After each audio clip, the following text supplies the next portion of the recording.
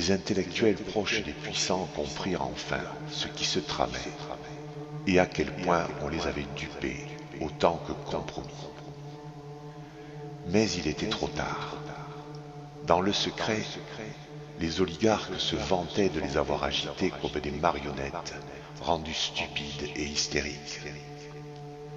À cause de leurs relais incessants favorisant l'iniquité d'un système politico-médiatique et économique, le ressentiment engendré contre eux les priva de toute amende honorable crédible vis-à-vis du peuple. Ces courtisans se tournèrent alors vers leur maître, se croyant respectés et justifiés à leur demander des comptes.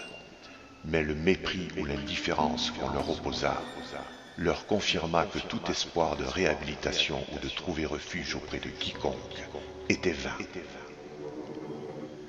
À leur tour contraints au mutisme par le cynisme de leurs employeurs ou leur propre peur, cet ultime retranchement les terrorisa encore plus, en soulignant un contraste saisissant avec leur omnipotence passée.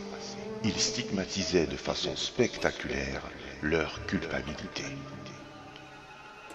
Avant que les nations occidentales ne se délitent jusqu'à leur destruction, beaucoup tentèrent de fuir les pays où ils avaient déployé tant de zèle mortifère contre l'harmonie des sociétés civiles.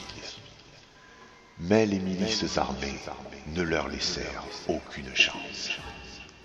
Tous ceux qui ne purent s'échapper furent jugés sommairement et parfois torturés avant d'être exécutés dans des conditions atroces.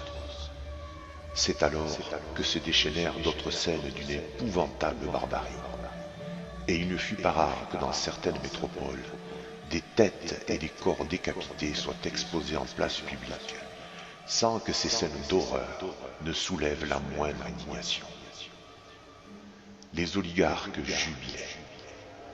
Pour eux, l'inconcevable réapparition d'exactions publiques après des siècles, dans les pays les plus développés, alors que l'on croyait que ces phénomènes étaient définitivement éradiqués, et l'absence concomitante de toute inhibition et de pitié chez le peuple, furent les signes patents que leur dessein s'engageait vers une réussite inéluctable.